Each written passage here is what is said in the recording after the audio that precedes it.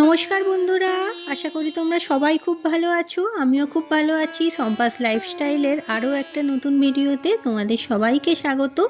আর আজ হলো শুক্রবার, অর্থাৎ 2রা জানুয়ারি। আজ হলো আমার দেওরের জন্মদিন।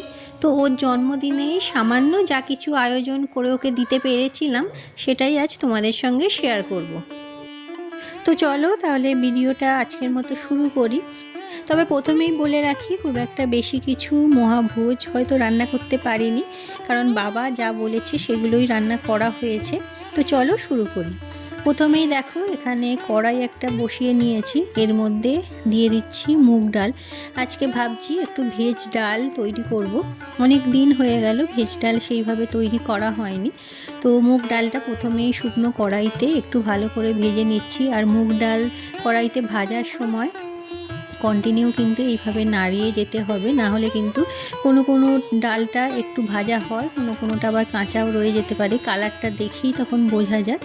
অবশ্য অনেকেই প্রথমেই ডালটা সিদ্ধ করে নিয়ে তারপরেও রান্নাটা করে, তবে আমি মুগ ডাল রান্না করলে প্রথমে কড়াইতে একটু সামান্য ভেজে নিই, তাতে একটা বেশ সুন্দর গন্ধ বের হয়। সেটা কিন্তু মুগ ডালে বেশ ভালো লাগে। তো এখানে দেখো, মুগ ডালগুলো ভাজা হয়ে যাওয়ার পর সেগুলো একটু জল দিয়ে ধুয়ে নিয়েছি। তবে বেশি জল দিয়ে ধুলে কিন্তু মুগ ডালের ফ্লেভারটা নষ্ট হয়ে যায়। একবার জল দিয়ে ভালো করে ধুয়ে নিয়ে এখানে কড়ার মধ্যেই জল দিয়ে এটাকে সিদ্ধ করতে বসিয়ে দিলাম। তো এদিকে চলো আর একটা কড়া বসিয়ে নিয়ে কড়ার মধ্যে কিছুটা দিয়ে দেব তেল। আমি আজকে রাইস প্যান অয়েল দিয়েই রান্না করছি, তোমরা চাইলে যে কোনো রকমের তেলই দিতে পারো। তো ভেজ ডাল রান্না করার জন্য আমি বেশ কয়েক রকম সবজি কেটে নিয়েছি। তো তার মধ্যে গাজরটা যেহেতু একটু শক্ত, তো গাজরটা প্রথমেই দিয়ে দিলাম ভাজার জন্য। এরপরে বাকি সবজিগুলো একটা একটা করে রান্না করব। তো গাজরটা দিয়ে একটু লো ফ্লেমে রেখে আমি রান্নাটা করছি, যাতে গাজরটা একটু সিদ্ধ হয়ে যায়। ভিডিওটা যে যেখান থেকে দেখছো স্কিপ না করে শেষ পর্যন্ত দেখার অনুরোধ রইল। আর যদি ভালো লেগে থাকে লাইক আর সাবস্ক্রাইব করে পাশে থেকো। আর দেখো, গাজরটা একটু ভাজা হয়ে যাওয়ার পর এর মধ্যে দিয়ে দিচ্ছি ফুলকপি আর বিনস। ফুলকপিগুলো কিন্তু একদম ছোট ছোট করে আমি কেটে নিয়েছি, তোমরা নিশ্চয়ই দেখতেই পাচ্ছ। তরকারি করার সময় ফুলকপি আমরা যে আকারে কাটি তাতে কিন্তু অনেকটাই ছোট ছোট কেটেছি। আর বিনসগুলোও কিন্তু আমি দেখো ছোট ছোট করেই কেটে নিয়েছি। তারপর ফুলকপি, বিনস আর গাজর সব কিছু মিশিয়েই কিছুক্ষণ আরও একটু ভেজে নেব।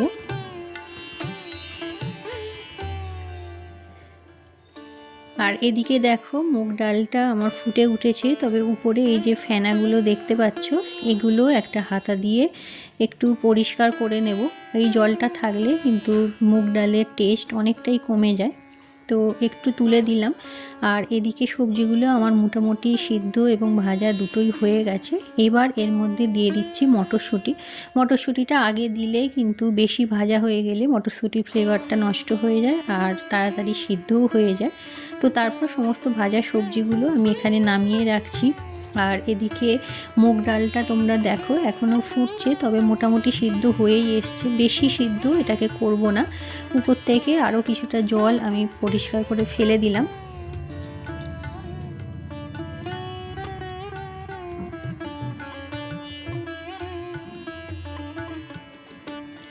প্রেশার কুকারে ডালটা সিদ্ধ করলে কিন্তু এই ফেনা যে বেরোচ্ছে এটা কিন্তু পরিষ্কার করা যায় না, তাই আমি আজকে কড়ার মধ্যেই এটাকে সিদ্ধ করতে বসিয়েছিলাম। আর ডালটা দেখো আমার কিন্তু সিদ্ধ হয়ে গেছে। এর থেকে বেশি সিদ্ধ করলে কিন্তু পরে যখন সবজির সঙ্গে মেশানো হবে একেবারে গলে যাবে, সেক্ষেত্রে খেতে ভালো লাগে না। তো এদিকে কড়াইতে আবার কিছুটা তেল নিয়ে তার মধ্যে ফোড়ন দিয়ে দিচ্ছি গোটা জিরে আর একটা তেজপাতা। তোমরা চাইলে এর মধ্যে শুকনো লঙ্কাও দিতে পারো, তবে আমি আর আজকে শুকনো লঙ্কাটা দিইনি। তেজপাতা আর গোটা জিরেটা একটু ভালোভাবে ভাজা হয়ে যাওয়ার পর এর মধ্যে দুটো কাঁচা লঙ্কা ছোট ছোট কুচি করে এইভাবে দিয়ে দিয়েছি। আজকে শুকনো লঙ্কা যেহেতু দিইনি, কাঁচা লঙ্কাটাই ওর জন্য ফোড়নে দিলাম। তারপরে কাঁচা লঙ্কাটা দেওয়ার পরে একটু ভাজা ভাজা করে নেব এটাকে।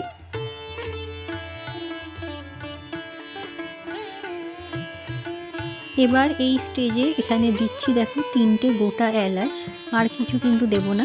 তো এলাচটাও দিয়ে আর একটু ভালোভাবে ভাজা ভাজা করে নেব, যাতে এলাচের গন্ধটা ডালের মধ্যে ভালোভাবে মিশে যায়। আর এবার এর মধ্যে দেখো একটু আদা বেটে রেখেছি, আমি 3-4 টুকরো আদা বেটে রেখেছি, তো আদা বাটাটাও দিয়ে দিলাম। আদা বাটাটা দেওয়ার পরে আমি ভালো করে এটাকে ভেজে নিচ্ছি যতক্ষণ না আদার কাঁচা গন্ধটা বেরিয়ে যাচ্ছে।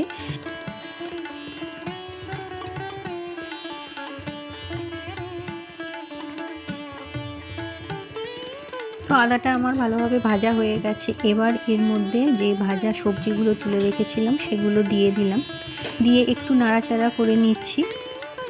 মশলাটার সঙ্গে ভালো করে সবজিগুলোকে মিশিয়ে নিলাম। আর এই পর্যায়ে এর মধ্যে দিয়ে দিচ্ছি অর্ধেকটা টমেটো, তোমরা চাইলে গোটা টমেটোও দিতে পারো, তবে ডালের পরিমাণটা যেহেতু কম তাই টমেটোটা আমি কমই দিলাম। দিয়ে টমেটোটা মশলার সঙ্গে ভালোভাবে মিশিয়ে আরও একবার ভেজে নেব।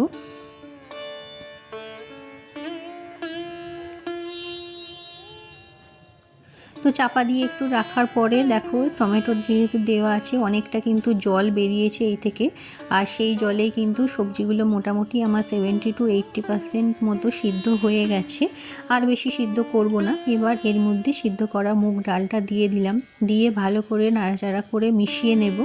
এবার এর মধ্যে তোমরা যতটা পাতলা বা ঘন করতে চাও সেই বুঝে জলটা দেবে, তবে আমি খুব একটা ঘন ডাল করব না। তো এরপরে আমি এর মধ্যে নুন আর হলুদটা দিয়ে দিলাম, তোমাদের পরিমাণ মতো দিও।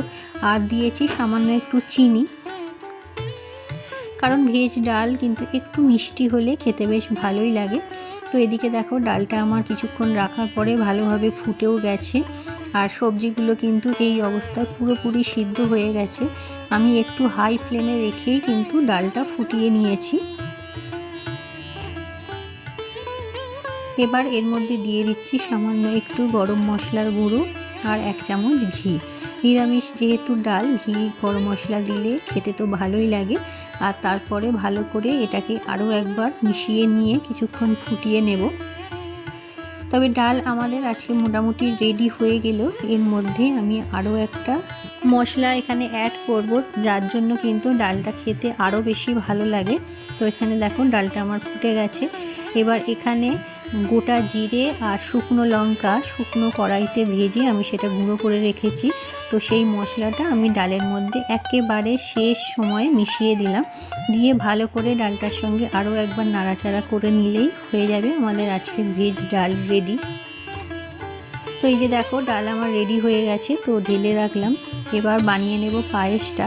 আর বাকি রান্না টুকটাক তোমাদের সঙ্গে আগেও শেয়ার করেছি, তবে সব রান্না তো দেখানো সম্ভব না।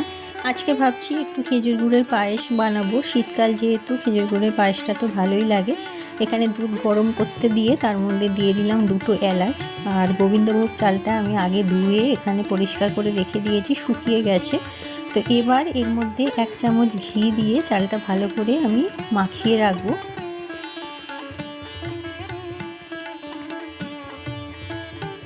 ঘিটা মাখিয়ে চালটা আমি 15-20 মিনিট মতো রেখে দেব। পায়েসের মধ্যে ডাইরেক্ট ঘি দিলে কিন্তু দেখবে ঘিটা দুধের সঙ্গে মিশতে চায় না, তো তাই আমি চালের মধ্যে এরকম মাখিয়ে কিছুক্ষণ রেখে দিই, তাতে কিন্তু খেতেও খুব ভালো হয় আর গন্ধটাও খুব ভালো পাওয়া যায়।